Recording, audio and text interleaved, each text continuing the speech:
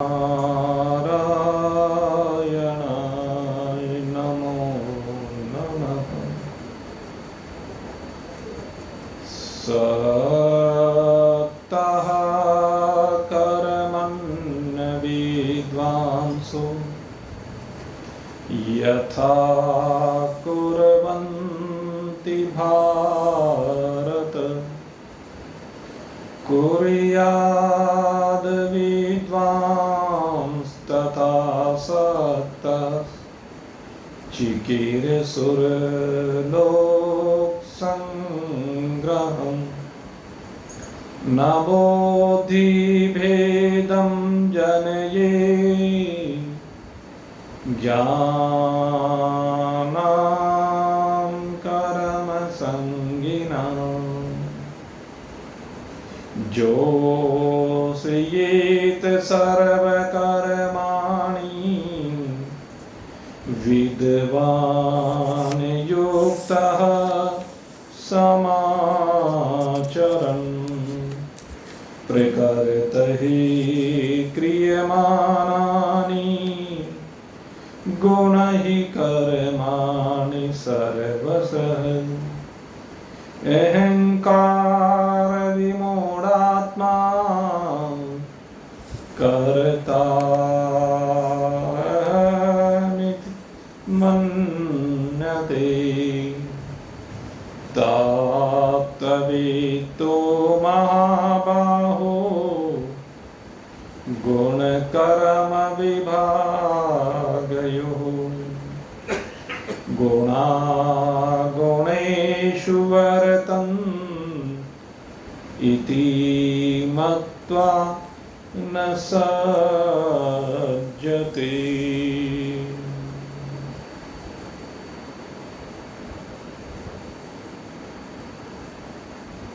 इस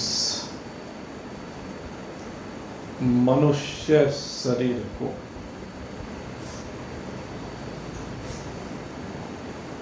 माध्यम बनाकर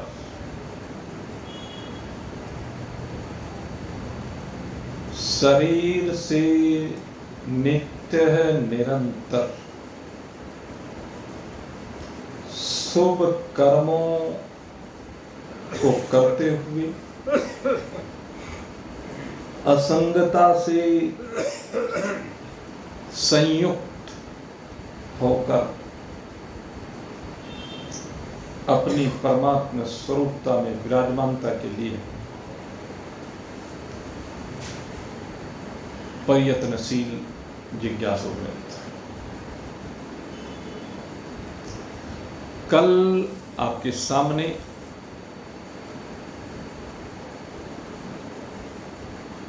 महान पुरुषों की विभिन्न अवस्थाओं एवं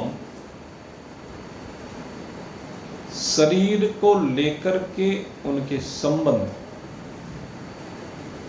के विषय में चर्चा की गई।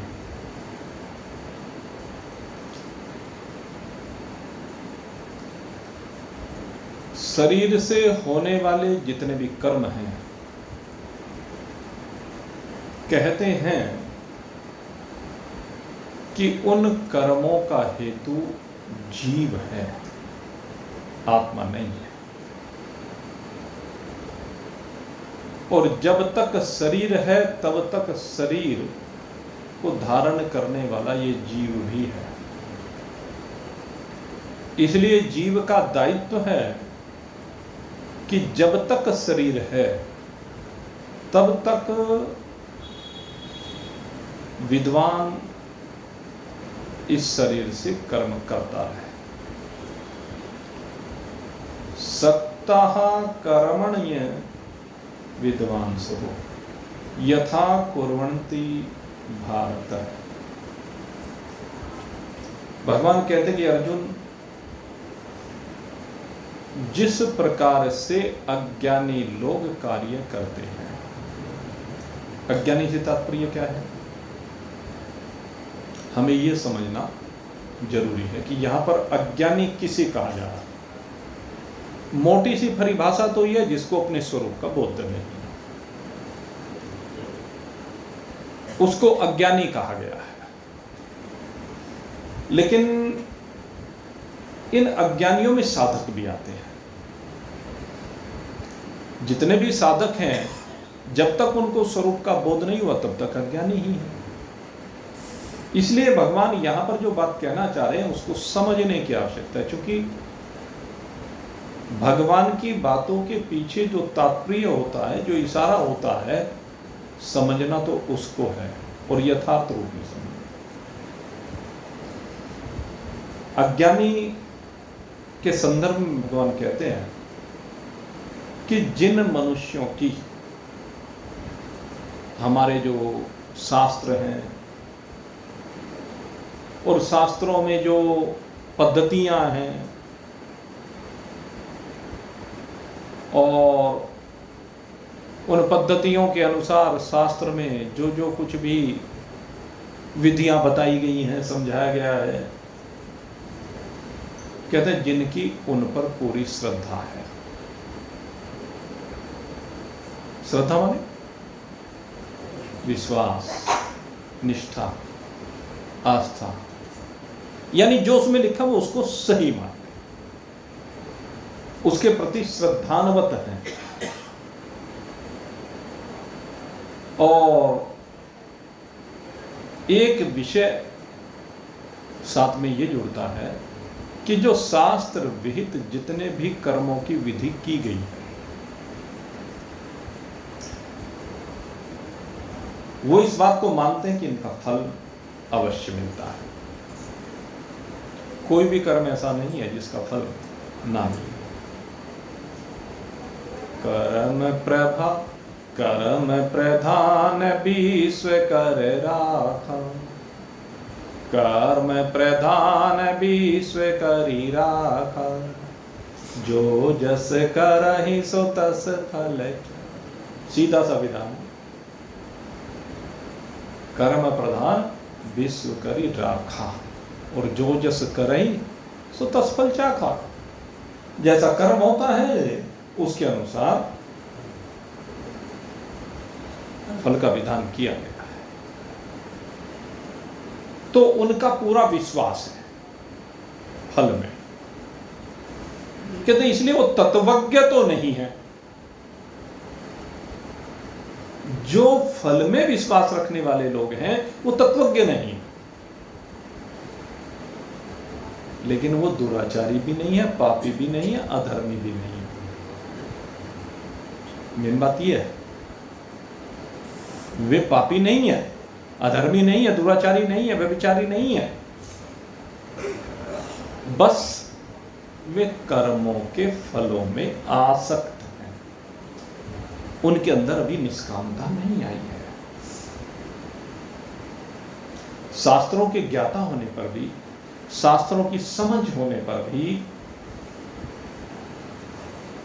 उन लोगों को यहां पर अविद्वान कहा गया है। विद्वान होते तो शास्त्र के तात्पर्य को ठीक ठीक समझ जाते कि शास्त्र का तात्पर्य निष्काम कर्मियों में है, सकाम में नहीं है। लेकिन वो समझे नहीं इस बात को। इसलिए ऐसे पुरुषों को हम ये तो कह सकते हैं कि वो शास्त्रज्ञ हैं, लेकिन तत्वज्ञ नहीं।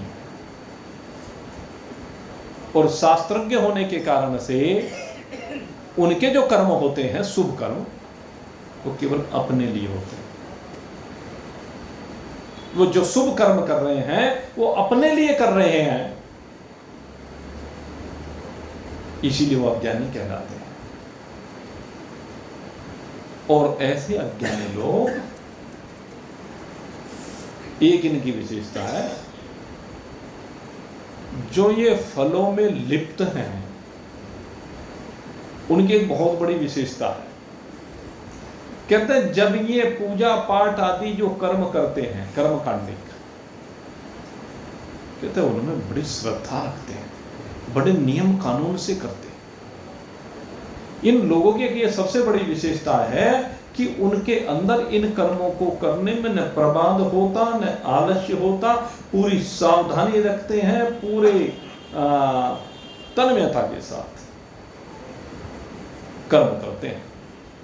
क्योंकि उनकी एक मान्यता होती है कि भाई कर्म में अगर यदि कोई कमी हो गई ना, कर्म करने के विधान में कहीं गड़बड़ हो गई ना, क्या उल्टा हो जाएगा। वो डरते रहते हैं, इसलिए बड़े सावधान रहते हैं। आप देखना कि कई लोगों को हमने देखा, उनके आचरण कोई बहुत अच्छे नहीं है,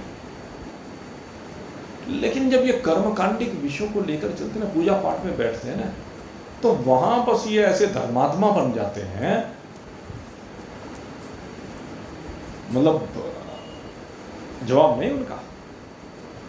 ऐसा बिल्कुल लंबे लंबे तिलक लगा करके, हाथ में कलावा बांध करके, हमारी पहचान है वैसे ये संस्कृति की, इसमें कोई बात नहीं है।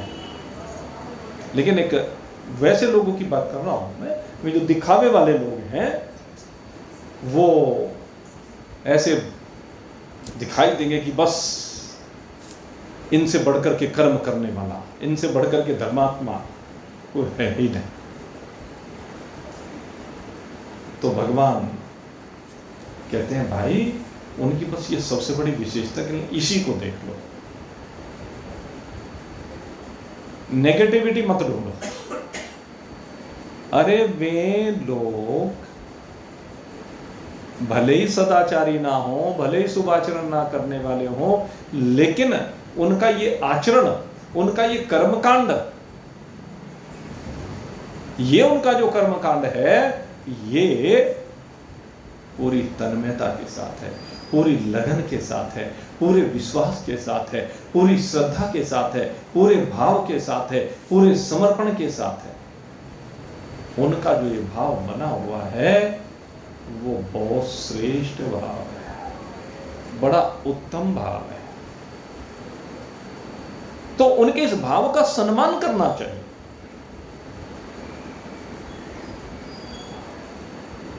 भगवान कहते हैं कि उनके उस भाव को मानना चाहिए।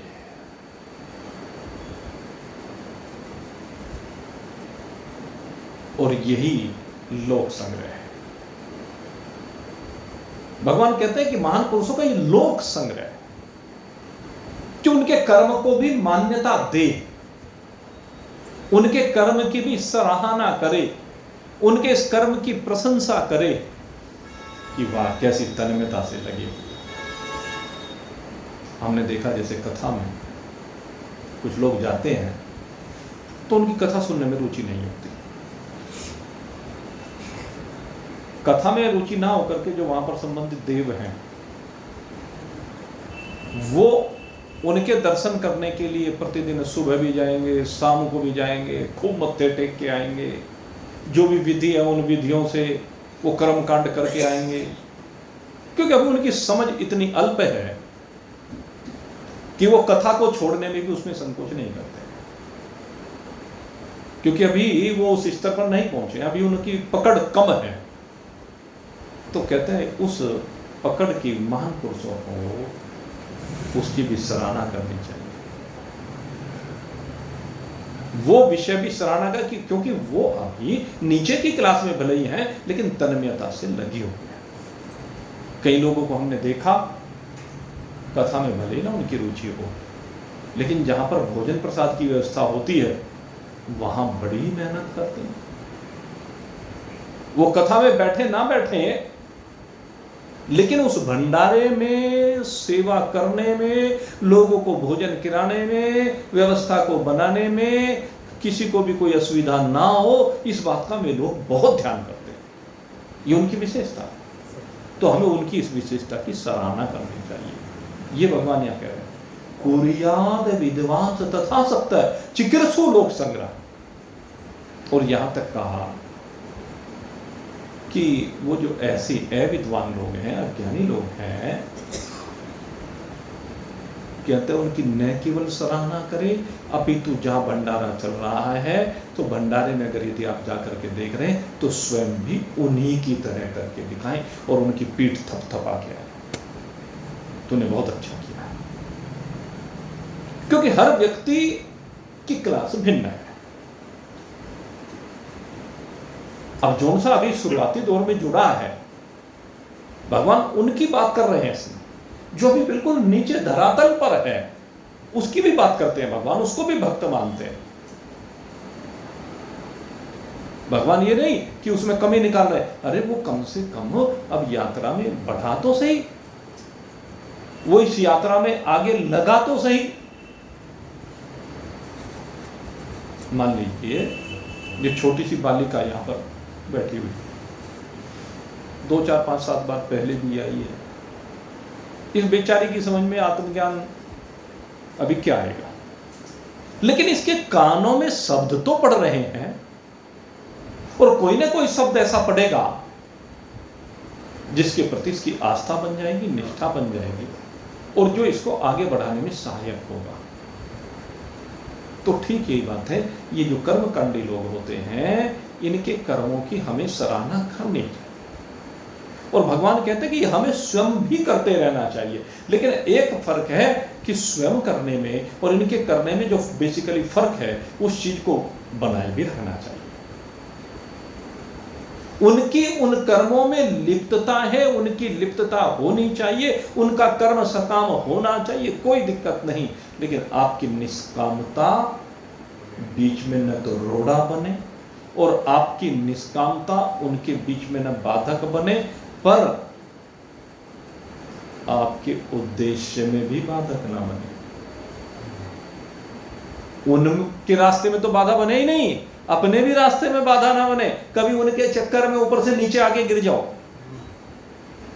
एमए में पढ़ने वाला स्टूडेंट फिर से प्राइमरी में आ जाए, ये सबसे बड़ी कमी है।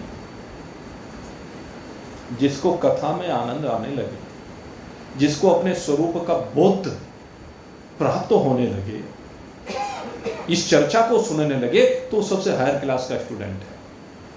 अब उस स्टूडेंट के लिए ये नहीं बनता है कि वो उन कर्मकांडों में लिप्त हो जाए, उन कर्मकांडों में फंस जाए, उन कर्मकांडों के लिए कथा को छोड़ दे। उससे बड़ा मूर्ख कोई हो नहीं सकता,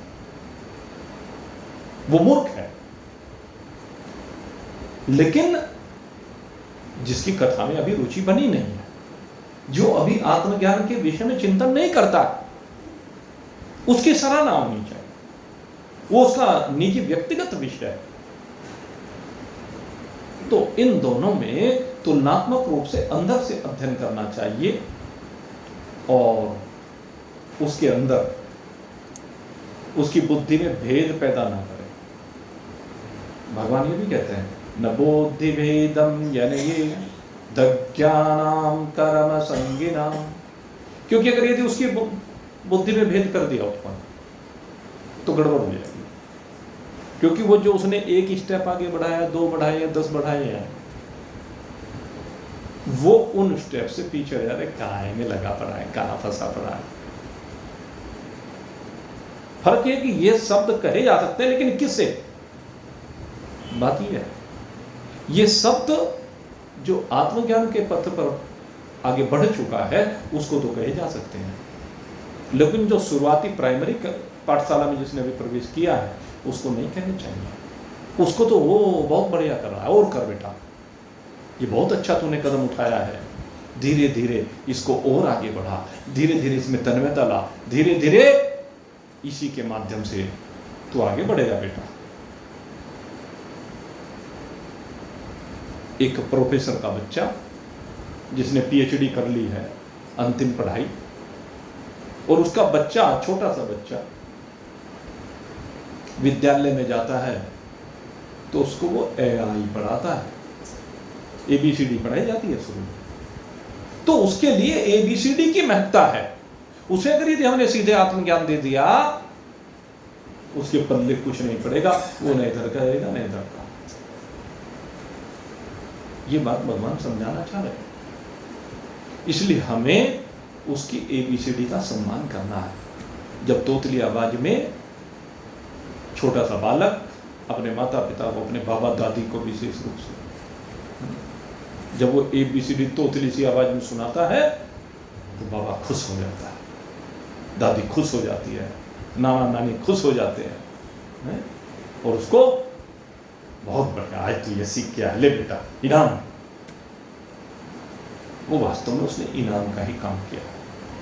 अरे जो पाप आचरण से हटकर, दुराचरण से हटकर, अधर्म से हटकर के धर्म की ओर पग बढ़ा रहा है, वो प्रशंसा के काबिल है। चिंतन करो।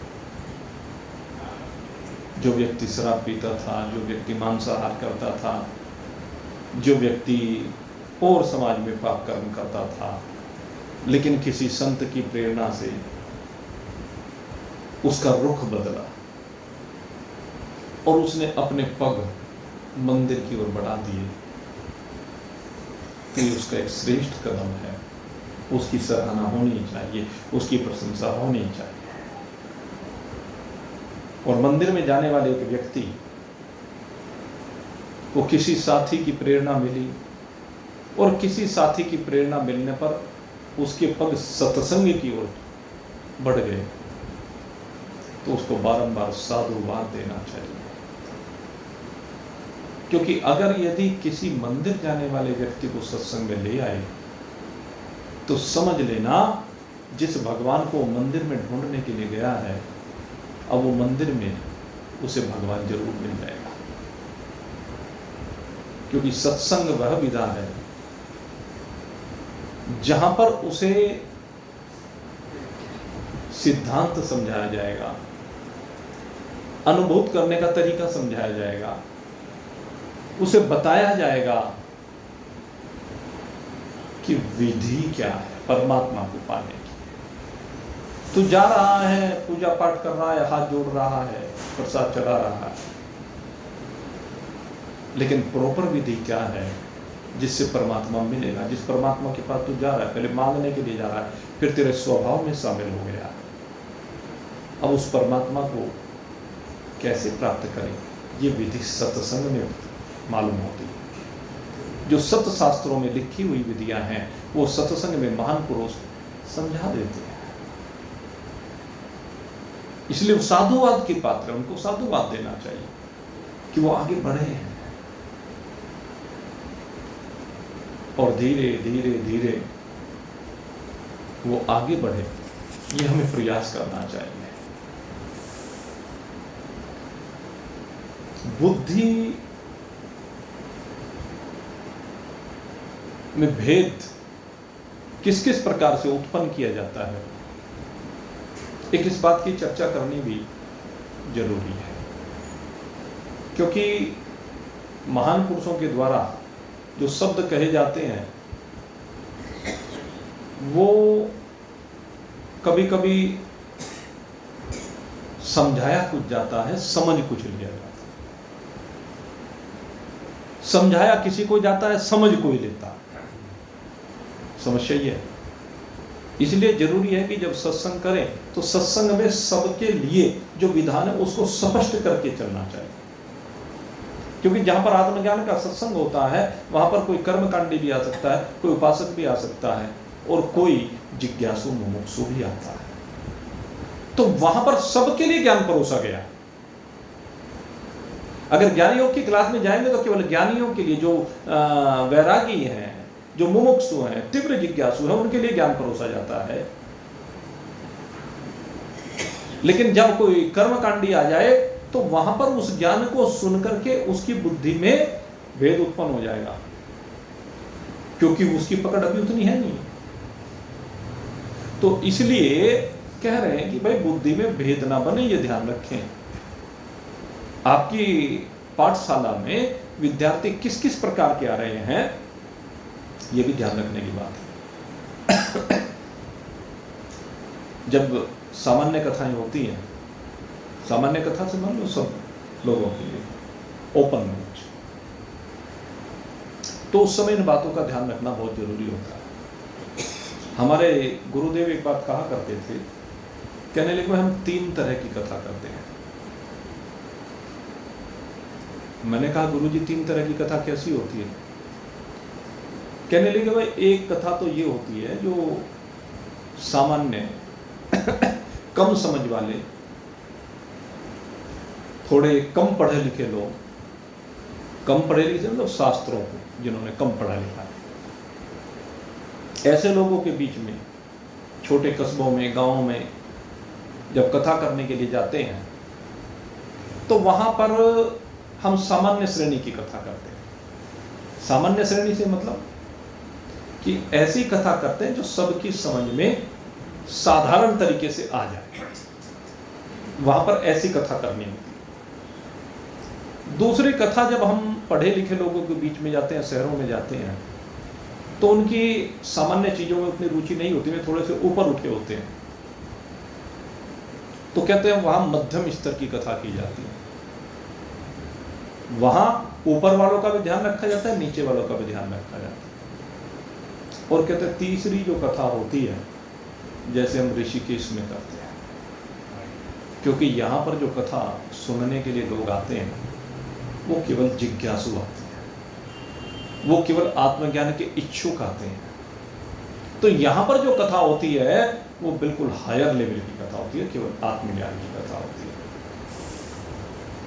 तो इसलिए ध्यान ये रखना है कि हमारी क्लास में स्टूडेंट किस लेवल का है। जिस जिस लेवल के स्टूडेंट हैं उसी लेवल के हिसाब से कथा की जानी चाहिए, शास्त्रों की व्याख्या की जानी चाहिए। इसलिए कहा कि बुद्धि में भेद उत्पन्न न करें। कैसे उत्पन्न होता है बुद्धि में भेद? ज्ञान योग की क्लास में गए, ज्ञानी हैं, कहने कर्मों में क्या रखा है भाई, कर्म कांड में क्या रखा है? अरे कर्मों से तो जीव बंधन में आता, आसक्ति, कामना और कर्म यही बंधन का कारण है। इसलिए कर्मों के चक्कर में मत फंस। कर्मों से जीव बंधन को प्राप्त होता है, बंधता है। अरे ये कर्म का नहीं तो बहुत निकृष्ट श्रेणी का है, छोड़, काहे के चक्कर में फंसा हुआ। कर्म कांड को छोड़ करके ज्ञान योग की तरफ चल, अवधूत गीता पढ़। अरे जिसने रामायण नहीं पढ़ी वो अवधूत गीता क्या पढ़ेगा? उसके शब्द उसके मन में क्या आएगा? जिसने श्रीमद् भागवत नहीं पढ़ी, जिसने गीता जी नहीं पढ़ी, वो अवधूत गीता पर कैसे पहुंच बना लेगा? अष्टावक्र गीता पर कैसे पहुंच बना लेगा? योग वशिष्ठ उसकी कैसे समझ में आ जाएगा? तो ऐसे शब्द कह करके उसके कर्मकांड की अवहेलना करना, कहते नहीं, ऐसा नहीं करना चाहिए। बल्कि उसके साथ में उसके कर्मकांड की प्रशंसा करते हुए आगे बढ़ाना चाहिए। दूसरी बात, अरे कहां धक्के खाते फिर रहे हो? किस किस के पास भटक रहे हो? कब तक भटकते रहोगे? छोड़ो। अरे जहां जाओगे वहीं लूट के आओगे। सारी दुनिया स्वार्थ की है, सब पैसे के पीछे पड़े हुए हैं। जिसके पास जाओगे वही तुम्हारी जेब खंगालने के पीछे लग जाएगा। कभी किसी नाम पे, कभी किसी नाम पे, कभी किसी नाम पे। सुर नर मुनि जन सबकी यह रीति, स्वार्थ लाग करहि सब प्रीति। कहते सबकी एक ही रीति है।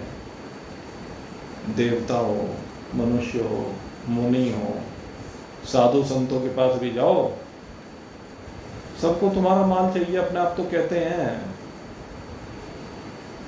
कि भाई वैराग पूर्ण जीवन को जियो, माया के चक्कर में मत पड़ो, और अपने आप माया में बंधे पड़े हैं, इसलिए धक्के मत खाओ।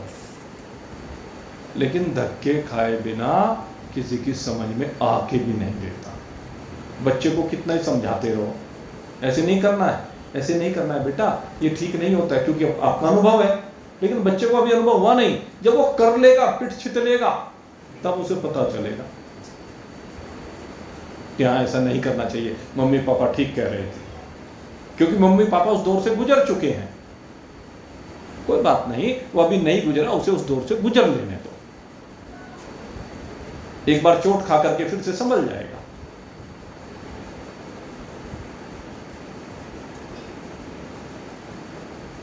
तो कहते हैं इस तरह की बातें करने की आवश्यकता नहीं है। स्वार्थ,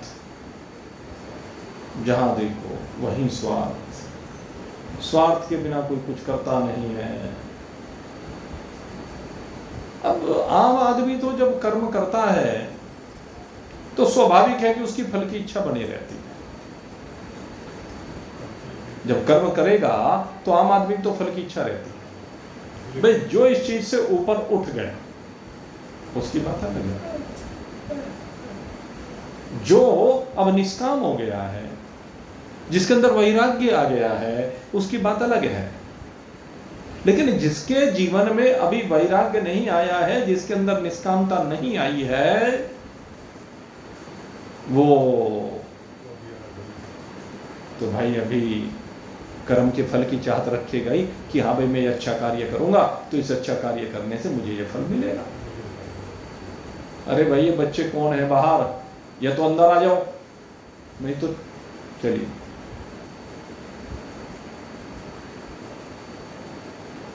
तो क्या है, जो अभी लगा है वो फल की इच्छा को लेकर के लगा है। उसे ये कहने की आवश्यकता नहीं अरे फल की इच्छा को लेकर लगा रहेगा तो बार बार जन्म को प्राप्त होगा, बार बार मृत्यु को प्राप्त होगा। ये जिज्ञासुओं की बात है, ये बातें जिज्ञासुओं के लिए है। कर्म फल के भोगी मत बनो, कर्म का त्याग कर दो, असंग हो जाओ। ये जिज्ञासुओं के लिए बातें हैं। हम लोग मान लीजिए आप लोग यहाँ से आत्मज्ञान की पढ़ाई पढ़ करके जाते हैं, आप लोगों के लिए सब बातें ठीक है। लेकिन आपके संपर्क में आपके परिवार के, आपके रिश्तेदारी के, आपके मिलने जुलने वाले जो लोग आते हैं, आपके लिए ये जरूरी है कि उनकी पात्रता को देखें। हम भी देखते हैं जब हमारे पास उस श्रेणी के लोग आ जाते हैं शुरुआती दौर के, तो हम भी उनको कर्मकांडी बताते हैं। उनको ये आत्मज्ञान में कभी नहीं सुनाता हूं। जो सा उस लेवल का व्यक्ति आता है जो अभी ABCD पढ़ रहा है, तो उसे ABCD के हिसाब से बता देते हैं, फलाने मंत्र का जाप कर।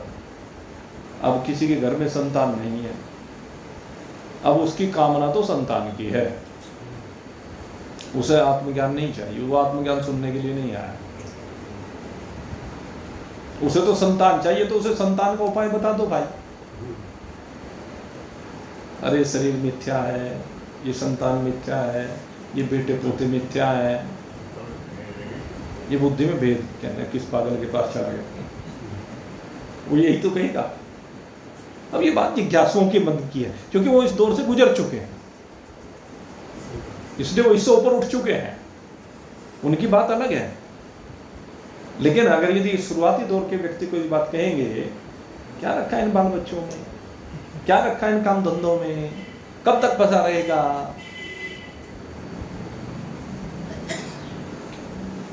वो कहेगा किस पागल के पास है। उसे संतान चाहिए तो संतान प्राप्ति का उपाय बताओ। उसका व्यापार नहीं चल रहा है तो उसे व्यापार उसका कैसे चले, उसको ये उपाय बताओ। उसके शरीर में रोग हो गया तो रोग कैसे दूर हो, उसे ये उपाय बताओ। कहने लगे इससे क्या फायदा होगा? इससे फायदा ये होगा जिसके यहाँ संतान नहीं है, उसे आपने गोपाल संतान स्रोत का पाठ करने के लिए कहा, उसे भगवान कृष्ण की एकादशी के व्रत के लिए कहा, ओम नमो भगवते वासुदेवाय मंत्र के जाप के लिए कहा। ये 3 विधान है संतान के लिए। आपको बताएं, जिसके यहाँ संतान नहीं है या पुत्र नहीं है, ये 3 उपाय हमारे यहाँ कहे गए। हरिवंश पुराण में गोपाल संतान स्रोत का पाठ होता है, एकादशी के व्रत का पाठ है, और ओम नमो भगवते वासुदेवाय जाप है।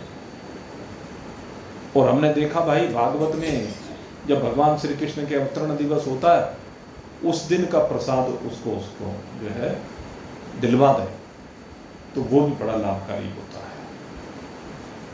तो गोपाल संतान से होता है, उसे पुत्र चाहिए तो पुत्र की उत्पत्ति का उपाय बता दिया। अब इसका फायदा क्या होगा? इस बहाने से वो भगवान के मंत्र का जाप करेगा, उसकी आस्था बनेगी, संतान हो जाएगी, उसकी निष्ठा और पक्की हो जाएगी और वो जाप में आगे बढ़ता चला जाएगा, सार्थकता हो जाएगी। हमें तो लगाना ही तो है। महान पुरुषों का, श्रेष्ठ पुरुषों का कार्य यह है कि अज्ञानियों को लाइन पे लगाए। अब किसी के घर में खाने को रोटी तो मिल नहीं रही, अब जब पेट के जाले नहीं जल रहे तो उसे खाने के लिए रोटी चाहिए। तो उस समय हमारे शास्त्र कहते हैं कि भाई इसे धन प्राप्ति का उपाय बता दो। इसे कहोगे तो श्री सूक्त, लक्ष्मी सूक्त और पुरुष सूक्त का पाठ कर। केवल श्री सूक्त और लक्ष्मी सूक्त न कहे, पुरुष सूक्त जरूर कहें।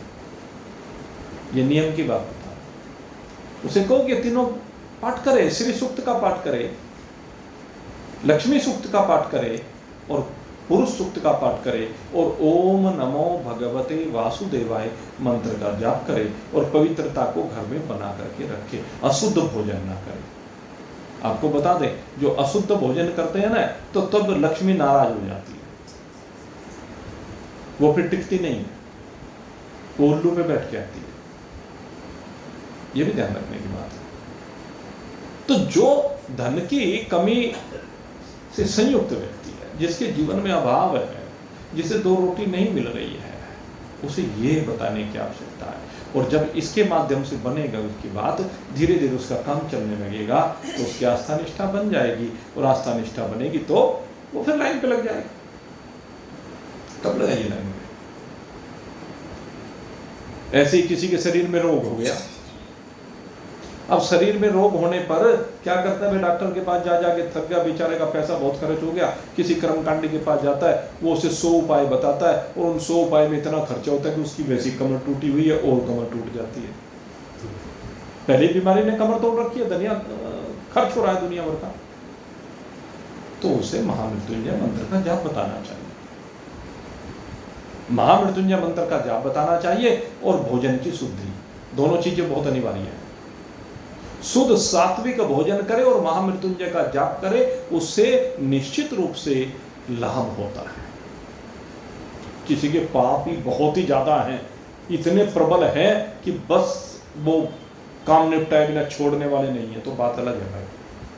अन्यथा महामृत्युंजय मंत्र का जाप और भोजन की शुद्धि, ये दोनों चीज उसकी बीमारी को छीन करती चली जाती है, उससे उसकी भगवान में निष्ठा बनती चली जाती है। तो यही बात यहां पर कह रहे हैं कि बुद्धि में भेद उत्पन्न ना करें, उन्हें ऐसे कर्मों में लगाए जिससे उन्हें फल मिले, उनकी बुद्धि में भ्रम पैदा ना करे, बल्कि प्रयास ये करे कि जिस स्थिति में वर्तमान में वो है उससे ऊपर उठे, उससे ऊंचे उठाने के लिए, उसकी प्रगति के लिए प्रयास करें। और जब वो प्रयास में सफल हो जाए तो उसकी विशेष प्रशंसा करें। यद्यपि प्रशंसा वही करता है भाई, उसका काम बन जाए तो वह आकर के प्रशंसा करता है, स्वाभाविक है। भाई आपने किसी को कोई उपाय बताया और वो उपाय फलीभूत हो गया तो वो आके मिठाई का डिब्बा लेके आएगा, लो जी आपकी कृपा से आपने रास्ता बताया था, लो जी भोग लगाओ जी, बढ़िया खुशी की बात है जी, मेरा रोग कट गया जी, मेरी कर्जा निपट गया जी, ये हो गया वो हो गया, फला फला है, प्रसन्न हो जाएगा। तो उस स्थिति में आपको क्या करना है? अब बात यह है, वहीं नहीं छोड़ना है। एक काम उसका बन गया तो काम बनने के बाद उसे वहीं नहीं छोड़ना है। अब यहां दायित्व और बढ़ जाता है हमारा। जब वो आकर के आपकी प्रशंसा करे ना, कहने लगे प्रशंसा तो तेरी है, अरे तो हमने जो तुझे बताया शास्त्र में लिखा पड़ा है, तू पढ़ लेता तो तू खुद भी कर सकता था, लेकिन चलो हमें निमित्त तूने समझा, उसके लिए तेरा धन्यवाद है। पर भाई असल बात यह है, प्रशंसा का हकदार तू है। तूने कोई कमी ना करते हुए तूने शास्त्र की बात को माना, तूने महान पुरुष की बात को माना, और देख अब एक काम और करना, देख ये अनुष्ठान करने में तेरे से फला कमी जो रही है ना, अब इस कमी को दूर कर ले। तेरा काम तो भले बन गया, लेकिन आगे के लिए अब इन कमियों को दूर कर। धीरे धीरे उसकी त्रुटियों को दूर करे, उसकी कमियों को दूर कराए, उसके खान पान की विधियों को ठीक करे, उसके चलने की विधि को ठीक करे, उसके बोलचाल को ठीक करे, जहां जा, और लेकिन उसकी प्रशंसा करते हुए, कमी निकालते हुए नहीं। जैसे सास बहू में कमी निकालने के पीछे लगी रहती है। कितने बढ़िया घर की बहू आ जाओ, कितने संस्कारी परिवार की बहू आ जाओ, एक आध सास को छोड़ करके कोई सास अपनी बहू से संतुष्ट नहीं होकर देती। 100 कमियां निकालती रहेगी, एक बार ये नहीं सोचती अपने घर छोड़ के आई हो, तेरे घर में आई है, तेरा घर बसाने के लिए, तेरे घर को अपना बनाने के लिए आई। चिंतन करें, ये चिंतन करने की बात है। तो उसका दायित्व तो बनता है कि उसे मिक्सअप करे। वो ठीक है, तेरे घर में रोटी किसी और तरीके से बनाई जाती होगी, क्योंकि हमने देखा रोटी भी सबके घर में अलग अलग बनती है। किसी के घर में पतली बनती है, किसी के घर में कुछ गद्दार बनती है, किसी के घर में मोटी बनती है, किसी के घर में छोटी बनती है, किसी के घर में बड़ी बनती है। सबकी अपनी अपनी विधि है। कोई सूखी रोटी खाना पसंद करता है, कोई हल्का सा घी लगाना पसंद करता है, कोई पूरी तर करके खाना पसंद करता है। तो धीरे धीरे हम उसमें कमी ना निकाल करके उसकी रोटी बनाने की विधि को देखें, और देखने के बाद उसे समझाएं, बेटा देखो तुमने बड़ी अच्छी रोटी बनाई है, लेकिन अगर इसमें थोड़ा सा ये और ऐड कर लो तो इस घर के अनुसार हो जाएगी। सामने वाला जो खाने वाला है उसे इस तरह की पसंद है, तो इसको ऐसे डाइवर्ट कर ले, बात बन जाएगी प्यार से। तो ऐसे ही कर्मकांड के पथ पर जिसको एक बार आपने लगा दिया, अब उसमें सुधार करने का तरीका यही है, उसकी प्रशंसा करते हुए, उसके तप की प्रशंसा करते हुए, उसके कर्म की प्रशंसा करते हुए, उसके पूजा पाठ की प्रशंसा करते हुए, उसके जाप की प्रशंसा करते हुए। है ये नहीं है जी मैं तो जाप करते पता नहीं दिमाग तो काम होते हैं, कोई बात नहीं बेटा, घूम रहा था, कोई बात नहीं, सबका ही घूमता है, तेरे कौन सा अलग से घूमा, कोई बात नहीं। अब जो है तो जो माला से लेकर के जाप करता था, थोड़ा सा इसमें और ध्यान को एकाग्र कर ले। जैसे मन भटक जाए कोई बात नहीं, मन को वहां से लेकर के फिर यहीं आ जा। बीच में भटक गया कोई बात नहीं, अरे जितनी देर तेरा मन लगा रहा जाप में, उतना तो तेरा सार्थक हो गया ना। और फिर मन भले ही भटक गया, वाणी से तो चल रहा है, माला पे तो चल रहा है, तो ये तो तेरा चल रहा है। तो इस तरीके से उसे समझाएं, उसका उत्साहवर्धन करें। सबसे बड़ी बात यही है कि जो भी लगा है उसको आगे बढ़ाने का उपाय करना है। जो त्रुटियां हैं उन त्रुटियों को प्यार से समझाना है, और उसको विधि बता करके, उपदेश दे करके, यज्ञ के बारे में, दान के बारे में, पूजा पाठ आदि के बारे में क्या बताते रहे, यानी बहुत अच्छी बात है। और फिर धीरे धीरे जब वो उनको करने लगे तो उसमें फिर आगे उसे कहें बेटा अब फल की इच्छा छोड़, अब ये रूटीन में देख तेरी जिंदगी ढर्रे पर आ गई है, अब आवश्यकता यह है तुझे कुछ मांगने की आवश्यकता अब नहीं रही है। अब एक काम कर, इस चीज को छोड़ना नहीं है।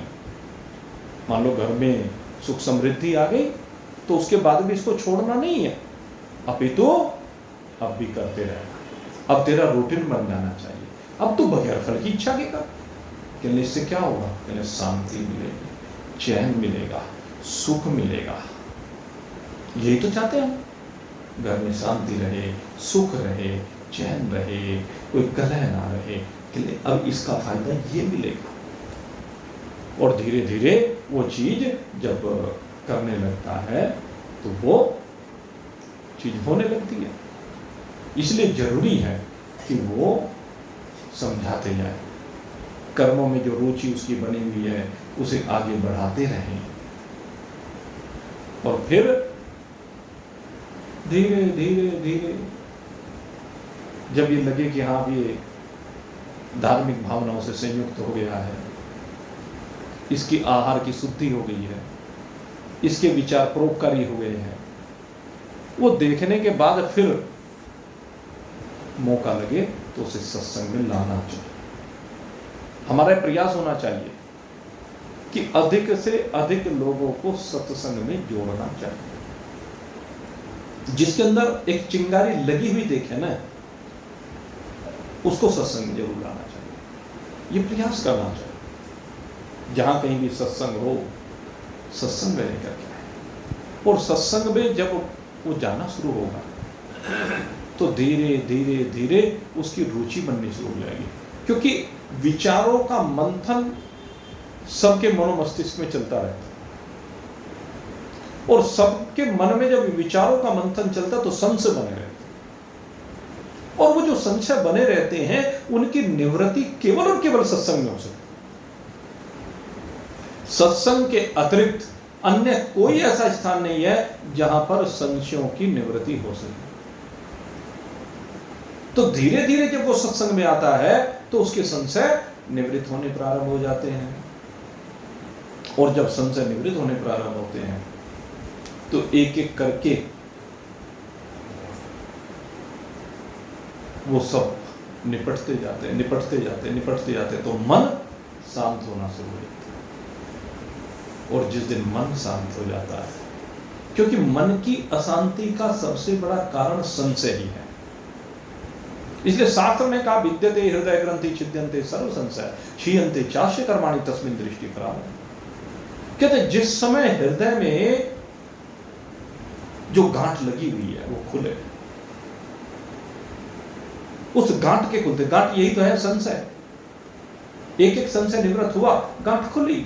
विद्यते हृदय ग्रंथि, हृदय में लगी हुई गांठ खुली, संशय निवृत्त हुए। क्षीयन्ते चास्य कर्माणि, तो उसी समय उसके सारे कर्म अक्ष को प्राप्त हो जाते हैं। कौन से कर्म?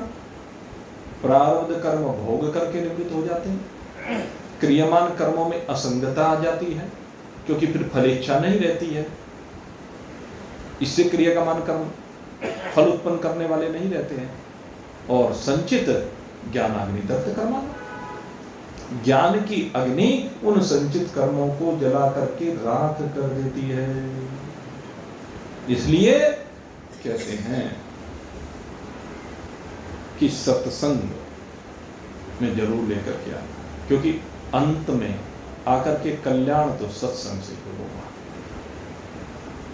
और भगवान फिर वही बात कहते हैं, तत्वज्ञ पुरुष को चाहिए कि भले ही कर्म करने में अपना कोई प्रयोजन ना, अपनी कोई कर्म करने में आसक्ति ना हो, क्योंकि वैराग आ गया जीवन में, अब कोई चाहत शेष नहीं रही है। लेकिन फिर भी कहते हैं कि कर्तव्य कर्मों को जब तक शरीर है तब तक सुचारू रूप से करते रहना चाहिए। परोपकार के कर्म सुचारू रूप से होते रहने चाहिए। और कैसे रहते चाहिए? कहते जैसे आसक्त पुरुषों के हैं, जैसे लिप्त पुरुषों के हैं, जैसे चिपके हुए के हैं, उनकी निष्ठा बहुत दिखाई देती है। वैरागियों की उतनी निष्ठा नहीं दिखाई देती, लेकिन कहते उनके बीच में रहते हो उनके जैसा ही हो जाए। वो जो एक कहावत है ना संसार में, जैसा देश वैसा भेष, जैसा देश हो वैसा देश हो जाना चाहिए। रोने वालों के बीच में रो देना चाहिए, हंसने वालों के बीच में हंस देना चाहिए। जैसे वो नाइन की कथा आती है ना, एक नाइन थी, एक जगह गई तो किसी के यहाँ एक जवान बालक मर गया बेचारा। तो वो गई, उसने देखा और ऐसे रोई भाई, क्या पूछो, ऐसे लगा कि जैसे सबसे ज्यादा दुख उसी को हो रहा है। रोना धोना करके फिर वहां से अपना इनाम लेके, और उसके बाद शाम का समय कि नहीं फलाने के यहाँ शादी है और उसमें यहाँ गीत हो रहे हैं। अब वहाँ चली गई और वहाँ इतना नाच गाना किया उसने, जम के नाची गाई, ऐसे लगने लगा कि जैसे दूल्हे की माँ को भी इतनी खुशी नहीं हो रही जितने से नाइन को हो रही थी। ऐसे नाची गाई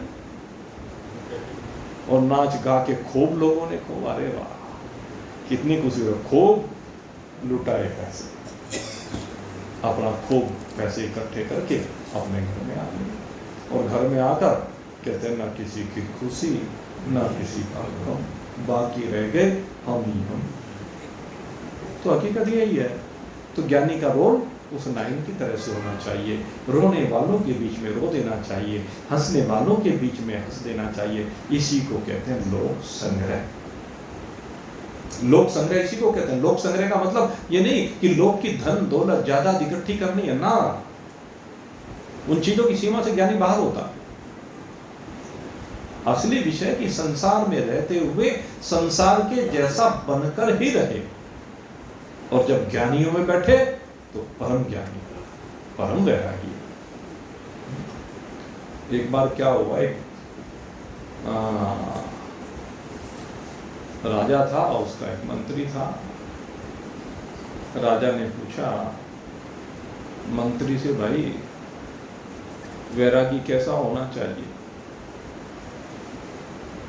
कहने लगी, महाराज थोड़ा सा समय दो, कैसा होना चाहिए वो तब बताऊंगा। कितना समय चाहिए? 6 महीने का समय चाहिए। ठीक है, दे दिया 6 महीने का समय। अब मंत्री जी अपना सोचने लगे, विचार करने लगे, मैं महाराज को जवाब देना है, क्या करें।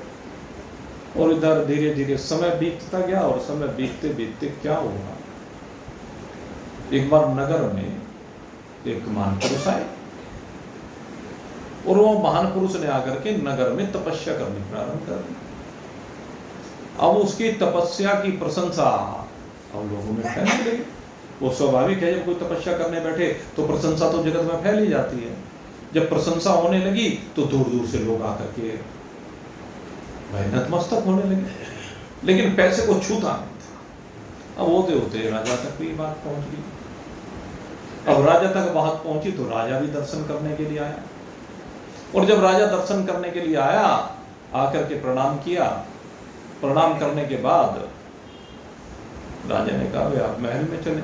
हम तो यही ठीक है, हमें किसी के महल से कुछ लेना देना नहीं। कहने लगे, आप महल में चले, मैं 1 लाख स्वर्ण प्रति आपको दक्षिणा में दूंगा। महाराज में नहीं चाहिए। कहने लगे, आधा राजपाट दूंगा। महाराज हमें नहीं चाहिए। अब किसी भी तरह से माना नहीं, तो राजा अपना निराश होकर के आ गया, और आकर के प्रशंसा करने लगा। कहने लगे, भाई वैरागी हो तो ऐसा हो। अगले दिन वैरागी महाराज दरबार में पहुंच गए। अब उनको देखा, और राजा ने, अरे कल हमने कहा आधा राजपाट देने को तैयार थे, जब तो तुम आए नहीं, अब आ गए। महाराज प्रणाम। क्या मतलब? महाराज मैं आपका मंत्री हूं। आपने मुझे कहा था कि वैरागी कैसा होना चाहिए, तो आपको दिखा दिया। 6 महीने का समय मांगा था, उस 6 महीने में मैंने दिखाया कि वैराग कैसा होना चाहिए। तो बात यह है, इसी को लोक संग्रह कहते हैं। आप तो वैरागी रहे, आप रागी ना हो जाए उस रागी के चक्कर में। लोक संग्रह के चक्कर में नहीं कि आप भी रागी हो गए। इस चीज का आपको ध्यान रखना है। अज्ञानियों के बीच में अज्ञानियों जैसे कर्म तो करता रहे, लेकिन उनसे चिपके नहीं रहे, अंदर से बिल्कुल शांत ज्ञानी निरीक्षण, ये आपका भाव होना चाहिए। भगवान यही समझा रहे हैं, और इसी बात को और आगे बताएंगे महाराज। और ये बात अब कल बताएंगे भाई। वैसे तो रविवार है, लेकिन कल भी सत्संग करेंगे, और आपकी सेवा में कल भी उपस्थित होंगे। और परसों भाई 24 तारीख है, सोमवार का दिन है। ये हमारे भाई शिव कुमार जी, अब की बार अन्नपूर्णा का प्रसाद, वैसे द्वादशी को तो होता ही है, तो ये परसों इनकी स्वर्गीय धर्मपत्नी जी, उनकी पुण्यतिथि है। तो इस उपलक्ष्य में माजरा रोड, ये जो जहाँ सूर्य पैलेस है, सूर्य पैलेस की गेट से थोड़ा से आगे ही, वहाँ पर ये परसों माता अन्नपूर्णा का प्रसाद बंटवाएंगे। सभी लोग बंटवाने के लिए भी और प्रसाद ग्रहण करने के लिए भी सादर निमंत्रित है। जय राम।